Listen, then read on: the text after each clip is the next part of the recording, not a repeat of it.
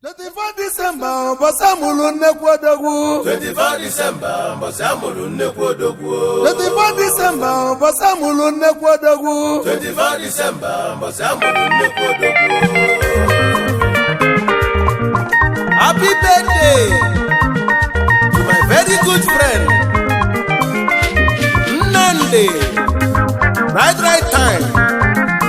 Today, being 24 December. Your birthday, I wish you long life and prosperity, more bank alerts. Abubuwa na India. Happy birthday to you. Happy birthday to you. Happy birthday to you. Manwe tu go na teje. Happy birthday to you.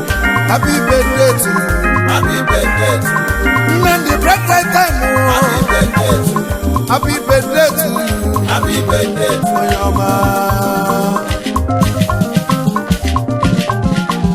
Happy birthday to you. Happy birthday to you. Abubuwa na India. Happy birthday to you. Mama tu go na Ninteje. Happy birthday to you.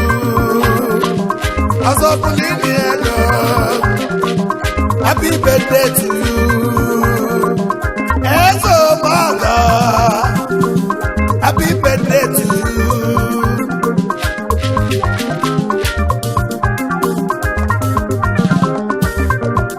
Ubosamu dike kamulibe. Dike na bofu yaka. Happy birthday to you. Right time. Happy birthday to you. Happy birthday to you. Happy birthday to you. Abubuwa na India. Happy birthday to you. Happy birthday to you. Happy birthday to you. Azobulini elo. Happy birthday to you. Happy birthday to you. Happy birthday to you. Abubuwa na India. Happy birthday to you.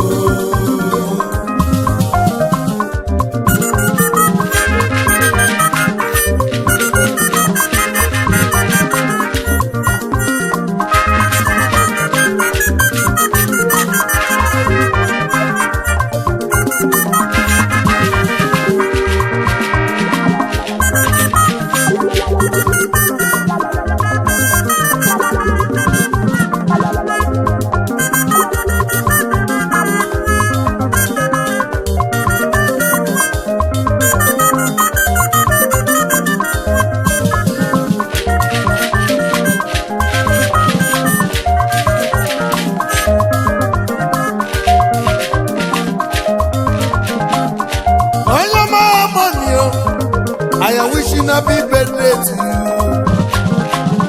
Harmony Entertainment, we are saying happy birthday to you. Onyo Jate Jabok, we are saying happy birthday to you. Makanoya Sijide Kochi, Imanu Nankode Menima. Igadilo Nikechide Noah, Igadilo Nyoma Money. Ogonogono wali ojezo yimwa. Azapulini ego. Happy birthday to you. Happy birthday to you. Abubuwa na India.